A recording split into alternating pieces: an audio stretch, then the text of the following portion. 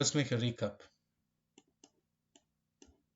We put 2 pawns in the center and bishop d3 to defend the pawn that is being under attack.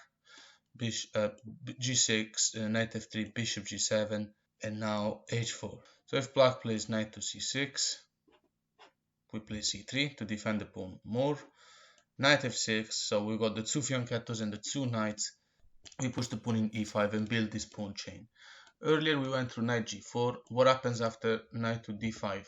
This looks very normal, it looks acceptable. White continues with h5. We're really happy to push this pawn. Now we're going to go through a couple of ideas.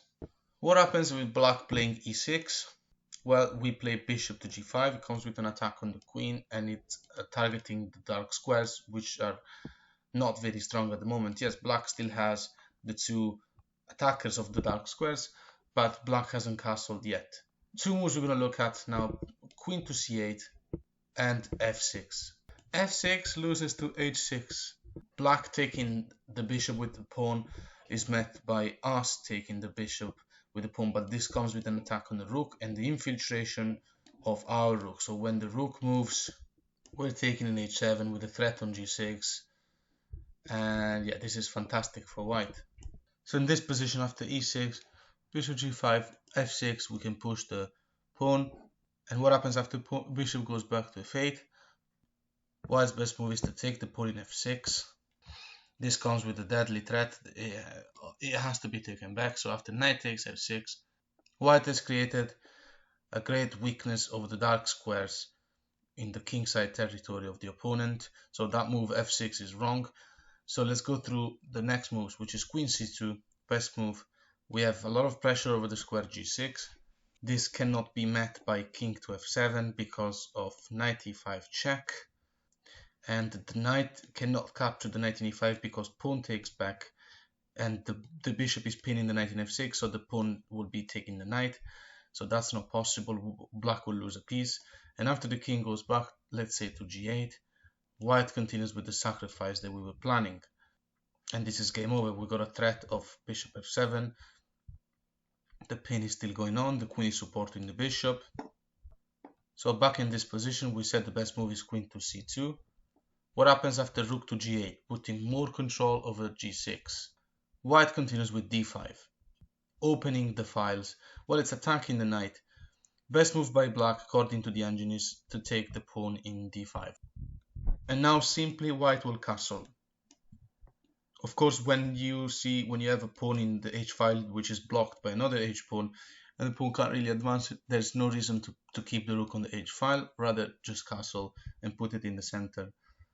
Clearly the idea is to check the king with the rook and put more pressure over the king. So bishop to e7, preventing that is met simply by knight b to d2. We have a lot of control over e4 and our rooks are connected, and black rook in a8 will never play. The queen is in trouble, can't really move, so the king is going to be unsafe forever.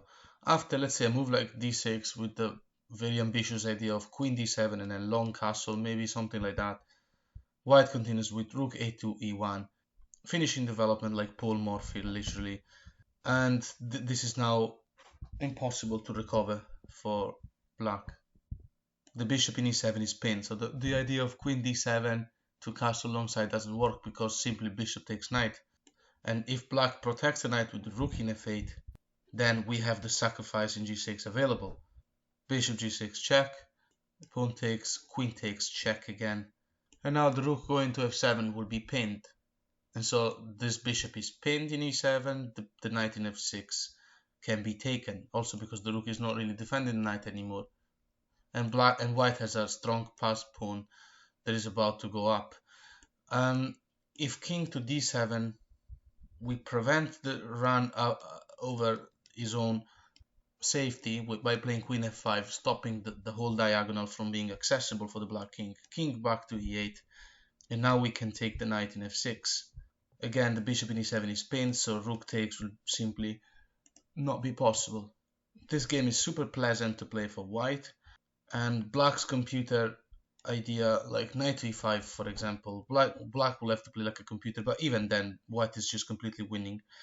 Knight e5 is met by knight takes back, This is to allow the black player to be able to take the f6 bishop with the rook, because we don't have the bishop in e7 is no longer pinned, but white simply continues with queen h5 check, and the knight's controlling these two amazing squares. After king to f8 and knight to g6, white's advantage is huge, and we're gonna finish this line here. So in this position, after black attempts e6, we play bishop to g5. Earlier we went through what happens after f6, clearly doesn't work. What happens after queen to c8? White continues with h6 anyway. Only move is bishop to f8, and best move by white is a3. This is to stop the black knight in d5 to go to b4 eventually with an attack on the bishop, and also to be safe anyway. The idea is to play c4 and trap the knight. In both options, white is just better. Either the option of the knight moving back, or the option of black not doing anything about it. If knight goes back because c4 would have trapped him, then simply bishop f6. This is a scenario that it's a pattern that you really have to know. Attacking the rook, rook to g8, and now the usual knight to g5 with an attack on the pawn of h7, and also creating a super strong passed pawn in h6, which is only 2 steps away from win, going up a pawn, and black will not be able to be safe with his king anytime soon. Look at his queen, look at his rook and king here. It's a terrible situation for black. So in this position, we're threatening c4. What happens after bishop e7? The idea, of course, if we take, black will be able to take back with the knight. So white now continues with c4, attacking the knight, trapping it basically, and the knight cannot go anywhere. The only idea could be to take the bishop in g5, so black is thinking of a trade, but this is just wrong because of c takes d5, and we still have an attack on the bishop, just like we have an attack on the knight with the pawn. So let's make a recap. After bishop d3 and then g6, knight f3, bishop g7, we go on with h4, undermining the control of the king side of the black player. Knight c6 is met by simply c3, and knight f6 is met by an attack. Knight to d5 is the move we're going through at the moment, and now we play h5.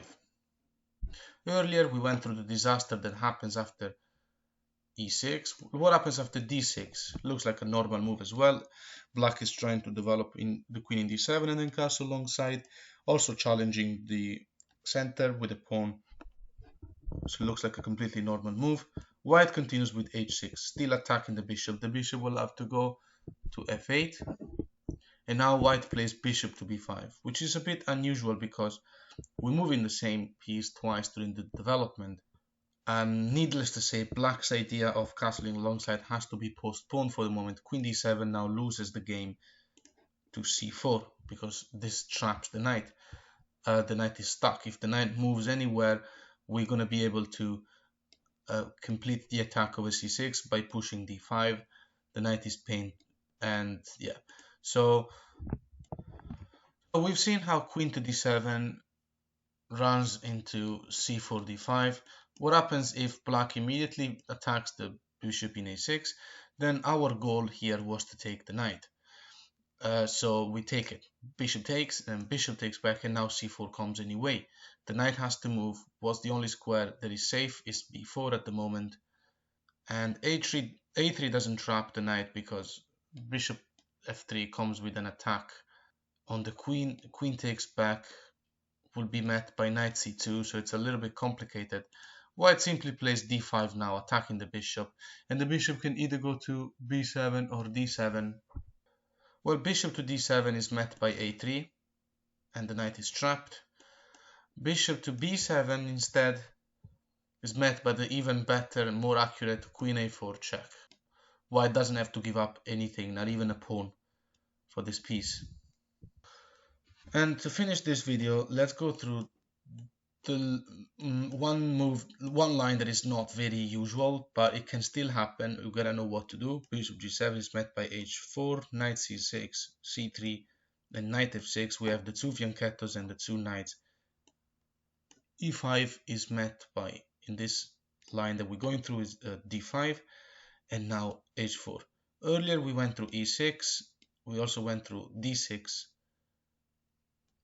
What happens if black plays the less usual but still possible g takes h5? Well, what to do here? We can play c4, attacking the knight. The knight will have to go somewhere safe, which is basically b4. Now the bishop continues by going back to e2. It looks like we are undeveloping it, but we're actually just okay here because of one simple reason.